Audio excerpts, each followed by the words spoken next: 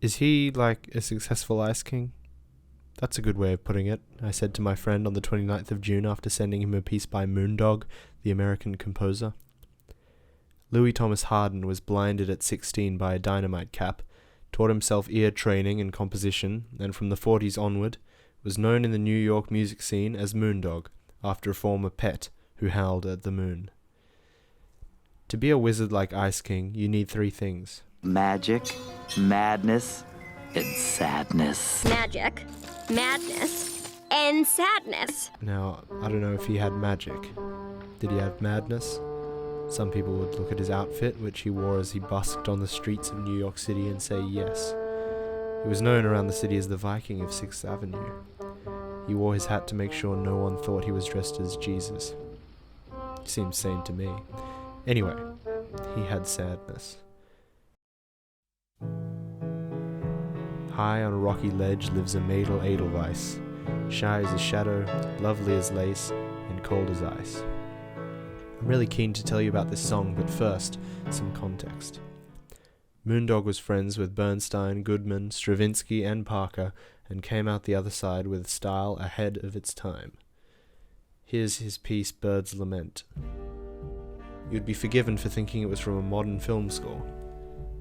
Contrary to the traditions of both classical and jazz, however, is the piece's harmony. It only has 2 chords. Moondog takes these 2 chords, the 4 minor and the 1, and hugs them as tightly as he can. This kind of cadence evokes a sense of yearning or nostalgia to me and many others. So this back and forth between major, minor, instills a sort of bittersweet quality, I suppose, into the chord progression that might be exploited for different sorts of emotional contexts. This chord is cringe. You'll rarely find me praising a chord pattern's simplicity, but this one never feels repetitive. 2 saxophones dance around these 2 repeating bars with increasing complexity. The repeating pattern of minor 4 to major 1 continues to build tension. All this adds up to a feeling of yearning, escape, perhaps. That's what I thought upon first reading the title, a bird lamenting its clipped wings. When I learned that Bird was the nickname of Charlie Parker, and this song was written shortly after he passed away, it only added another layer to this piece's power. The Ice King is not himself. He is the memories and experiences of dozens of individuals shoved unceremoniously into the body of Simon Petrikov. The ancient elemental, Urgent's evergreen, created a crown to grant his wish to destroy an apocalyptic comet. Once it gets into the hands of his apprentice Gunter, he wishes to be more like Evergreen, locking the crown's magic to a singular purpose, to transform the wearer into a strange exaggeration of the original wizard. Each wearer, Gunter, Svein, Santa, and presumably many more, seem to imprint themselves on the crown. By the time it reaches Simon, the Ice King is a mess of idiosyncrasies. And yes, Magic, madness, and sadness. This idea that each wearer of the crown imprints themselves onto it, even beyond its original wearer Gunter, is not something that is explicitly confirmed in the show. But I find compelling evidence in the ice thing. Orgolorg, the primordial cosmic entity turned penguin, puts on the crown and becomes the Ice Thing, the second ship of Theseus, built from the discarded parts of Ice King after he is restored to sanity. We see Ice Thing live alongside Simon and the rest of the cast, his personality intact. He even fulfills his yearning for a princess, a characteristic we know to be from Simon and not Evergreen. Throughout seasons 1 and 2, Ice King is shown to have the habits of an archetypal fantasy villain. He constantly kidnaps princesses for vaguely romantic goals that even he seems not to fully understand. In Holly Jolly Secrets Part 2, we learn of Simon's fiancée Betty, who left him after the crown began to take his sanity. His pet name for her? And then maybe, Betty, my princess, maybe you will love me again. Please love me again, Betty!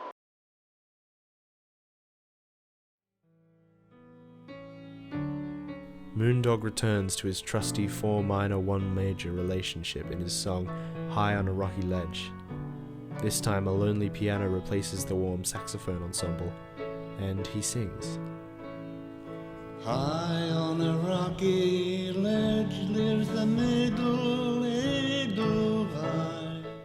Mädel means woman, and the Edelweiss is a national flower not just of Austria, but of Switzerland, Slovenia, Romania, and Italy. Essentially, it symbolizes the Alps. This romantic ballad is not for a woman per se, but for the mountains. Few romantic poems describe their subject as cold. It is a romanticization of place. In 1974, Moondog moved to Germany. There he lived and composed until 1999, when he died of heart failure. I have no reason to think he was unhappy. In fact, spending your days composing in the German countryside sounds like a dream. But his yearning for this life was founded upon an idealized image of Germany, one we see at play in this song.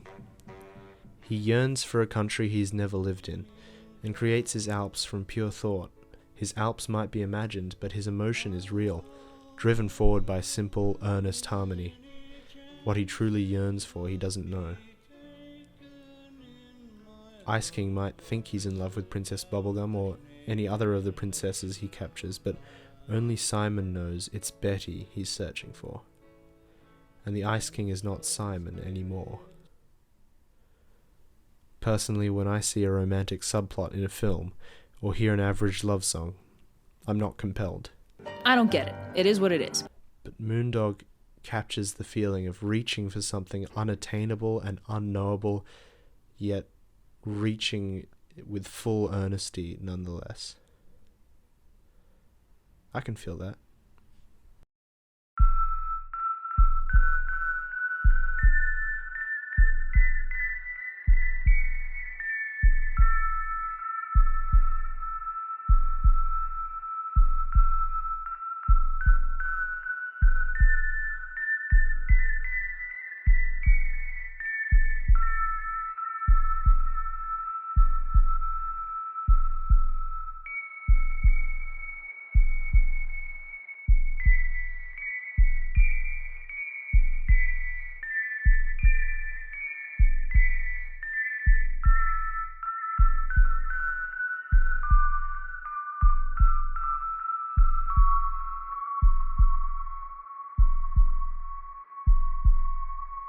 High on a rocky ledge lives the Mädel, Edelweiss.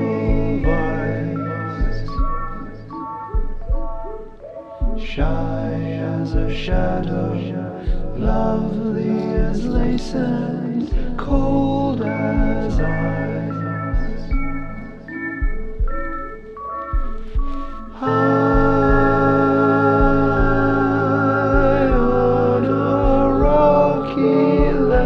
I pledged my love to her every time I climb up to paradise.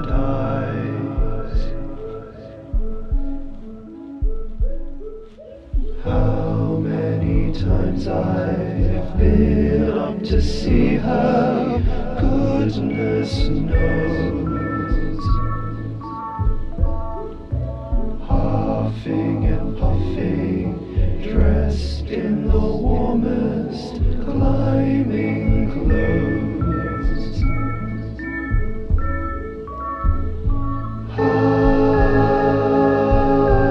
How many chances would be taken in my hopeless pursuit of the Edelweiss? Then spoke a spirit, if you would win your lady love, there's only one way, fall to your death from high above.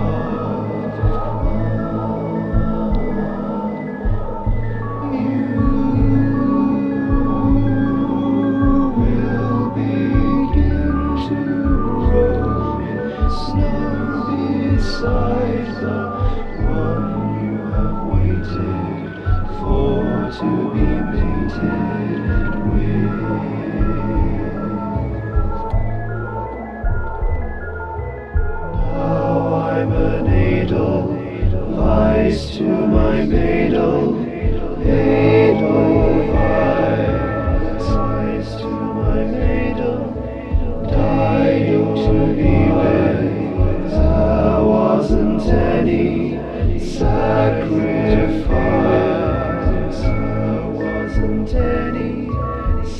like this,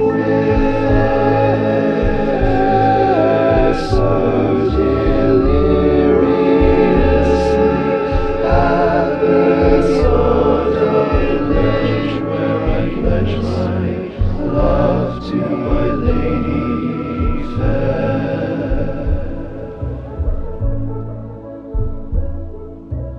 You are climbing, breathless to see me and my love.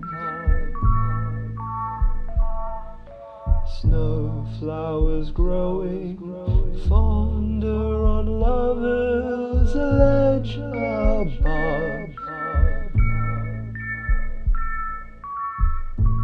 If you've a yen to pluck, then pluck us both, for we who have lived as one wish to die as one.